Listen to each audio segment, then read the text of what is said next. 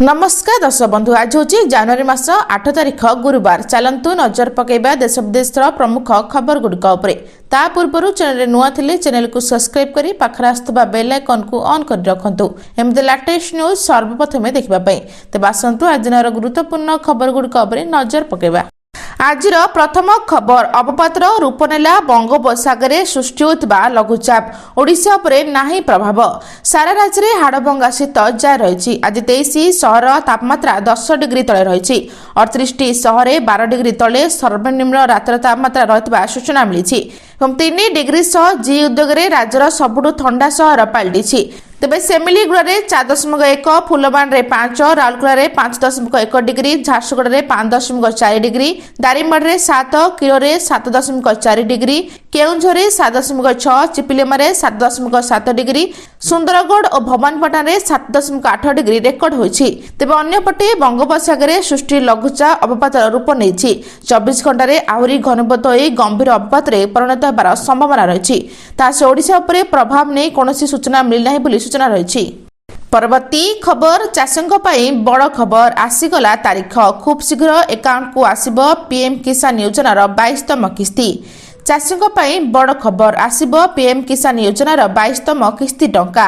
PM किसान योजनार देशर लक्ष लक्ष क्षुद्र नाममात्र चाषी को आर्थिक सहायता मिलता है।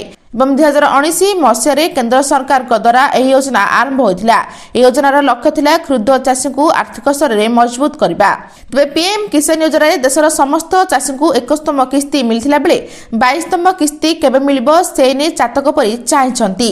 तेज चलित मास जनवरी मार्च शेष पर्यंत सप्ताह बेलू 22तम किस्ती टंका चाषी अकाउंट को जाईपारे बोली गणमाध्यम रिपोर्ट रे कुहा जायछि। हेले सरकार तरफ एने कौनसी निर्दिष्ट तारीख घोषणा करा जाय नाही बोली सूचना रही। परवर्ती खबर आज स्वाभाविक हेब धान मंडी। सरकार को प्रतिश्रुति पर आंदोलन को ओहरिला मिलर संघ। तेज आज स्वाभाविक हेब धान मंडी धान उठाण एने सूचना देले मिलर संघ सांपादिक लक्ष्मी नारायण दास। से कहते 15 दिन भितर सरकार दाबी पूरण करने को प्रतिश्रुति देछंती। तेणु आमे आंदोलन ओहराई गलु। जदि 15 दिन भितर दाबी पूरण नहेले बैठक कर निष्पत्ति नेबो। आमर आशा सरकार दाबी पूरण करेंगे एवं 7 दिन भितर बकाया टंका देवाने चिठी करछंती बोली मिलर संघ संपादक सूचना देछंती बोली खबर रही।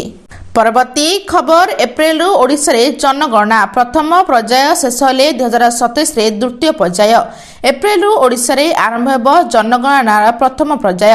या 2027 मसीहा फेब्रुआरी मासरे हेब जनगणनार द्वितीय पर्याय।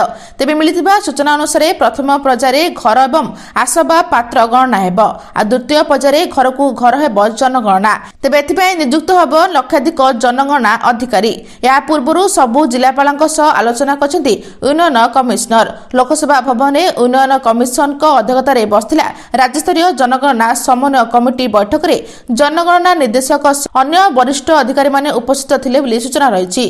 परवर्ती खबर ओडिशा विकास पई राज्य सरकार को रोड मैप पूरण हेब 65,000 सरकारी पदवी। ओडिशा विकास पई राज्य सरकार को रोड मैप जून सुधा 65,000 सरकारी पदवी पूरण करने को निर्देश एवं मुख्यमंत्री को 15 श्रुति निर्देश को कड़ाकड़ी भाव पालन करने को मुख्य शासन सचिव अनुगर्ग समस्त विभागीय सचिव को निर्देश देछंती। तेबे 15 श्रुति निर्देश पालन नहीं विभागीय सचिव कौन सबु योजना करछंती से नै रिपोर्ट देबाकू कहछंती अनुगर्ग एवं ओडिशा सरकार विभिन्न विभागर सचिव मानकू नै गत जनवरी 1 तारिख में एक गुरुत्वपूर्ण बैठक मुख्य शासन सचिव अध्यक्षतार अनुष्ठित होता। लोकसभा भवन में अनुष्ठित यह बैठक में राज्यर अर्थनैतिक प्रगति एवं प्रशासनिक संस्कार पर मुख्यमंत्री को 15 श्रुति निर्देश को कार्यकारी करने पर गुरुत्व दिया बोली सूचना रही। परवर्ती खबर सुभद्रा चतुर्थ किस्ती टंका केबे आसिबो नोट करिनंतु तारीख। राज्य सरकार सुभद्रा योजना रे 3टी किस्ती टंका हिताधिकारी खाता को आसी सारी। 3टी किस्ती मोट 15,000 टंका पाई सारी 1 कोटी अधिक हिताधिकारी। समस्त योग्य हिताधिकारी निकट में जेभली भाव सुभद्रा पहुंचब से नहीं योजना को क्रियान्वयन करने को लगातार भाव प्रयास करछंती सरकार। तेबे चतुर्थ किस्ती टंका केबे आसिबो केउ माने पाइबे समस्त योग्य हिताधिकारी निकट में सुभद्रा योजना टंका पहुंचबा नै पूर्वर भी घोषणा करछंती राज्य सरकार। आसंता वर्ष महिला दिवस अर्थात 2026 मार्च 8 तारिख में मिलिबो सुभद्रा योजनार चतुर्थ किस्ती टंका। राखी पूर्णिमा मिलता तृतीय किस्ती टंका। एवं एबे नुआ करी मध्य आवेदन करिपारिबे हिताधिकारी। एथिबे पोर्टाल खोला रहिछि। तेज पोर्टाल भेरिफिकेशन अनुसार 1 कोटी अधिक हिताधिकारी सुभद्रा टंका पाइछंती। 3टी जाक किस्ती पाइछंती हिताधिकारी। वर्तमान सुधा सुभद्रा योजना रे 3टी किस्ती मिल साथिला बेले चतुर्थ किस्ती 2026 मार्च 8 तारिख रे मिलिबो बोली सूचना रहिछि। परवर्ती खबर नूतन वर्षर प्रथम मिशन आसंता 12 तारिख रे इसरो उत्क्षेपण करिबो PSLV-C 62। भारतीय महाकाश अनुसंधान संगठन इसरो आसंता 12 तारिख रे PSLV-C 62 उपग्रह उत्क्षेपण करिबो। सामाजिक गणमाध्यम पोस्टर रे इसरो पक्षरु दिया सूचना अनुसार आंध्रार श्रीहरिकोट सतीश धवन महाकाश केन्द्ररु सकाळ 10:17 समय एही उपग्रह उत्क्षेपण कराजिबो एवं एथिरे भू निरीक्षण उपग्रह EOS-N1 प्रतिरक्षा गवेषणा एवं विकास संगठनर विभिन्न रणनैतिक कार्य निमंते सहायक होबो बोली जणा पड़िछि। परवर्ती खबर ग्राहकों को बड़ झटका पुणी बढ़िला सुना रूपा दर। अमेरिका भेनेजुएला तिक्तता मध्य सुना रूपा दाम पुणी बढ़ी। रूपा दाम गोटे दिन में किलोग्राम पिछा 8,000 टंका बढ़िला बेले सुना दाम 10 ग्राम पिछा 1500 टंका वृद्धि पाई।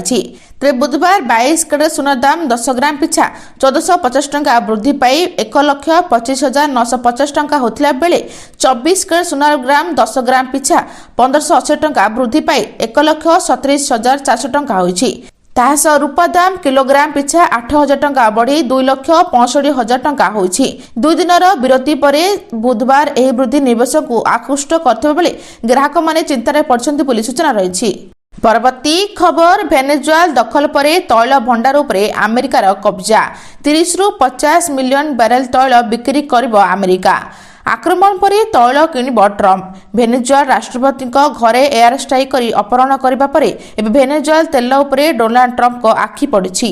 भेनेजुएला अमेरिका 30 रु 50 मिलियन बैरेल तेल बिक्री करबो बोली ट्रम्प कहछन्ति। तेबे ए समस्त बेस्ट क्वालिटीर तैल को बाजार मूल्य रे क्रय कराजिबो। तासह ट्रम्प कहछन्ति शक्ति सचिव क्रिस राइट को तेल किणवा नै कहि सारिछन्ति। खूब शीघ्र एने योजना प्रस्तुत हेबो। जहाज साहजरे भेनेजुएला रु तेल आनिबो अमेरिका एवं सीधा सड़क यूएस बंदर रे यह पहुंचबो बोली सूचना रहिछि। परवर्ती खबर पुणी नेपाल रे हिंसा सील है भारत सीमा। भारत सीमावर्ती नेपाल किछि अंचल सांप्रदायिक उत्तेजना देखा देइछि। नेपाल पार्सा जिलार वीरगंज सहर धार्मिक विषयवस्तु थिबा एक वीडियो सोशल मीडिया रे भाइराल हेबा परे विक्षोभ आरंभ होइतिला। किछि लोक एक मस्जिद भंगारुजा करबा परे परिस्थिति आहुरी बिगड़ी जाइतिला। तेबे एही विक्षोभ खूब शीघ्र हिंसात्मक रूप नेथिला बेले जिला प्रशासन वीरगंज सहर कर्फ्यू लागू करिछि एवं परिस्थिति बिगड़िबा कारणरू नेपाल रे कार्यरत अनेक भारतीय प्रवासी घररू फेरिबा आरंभ करछन्ति। सुरक्षा परिस्थिति दृष्टिरू जरूरीकालीन सेवा को बाद दे भारत एहार सीमा को संपूर्ण सील करी समस्त सीमा पार गतिविधि उपरे प्रतिबंधक लगाइछि बोली सूचना रहिछि। परवर्ती खबर राज्य सरकार का बड़ घोषणा जनवरी 10 पर्यंत स्कूल बंद। प्रबल जाड़े थरुछि त्रिपुरा।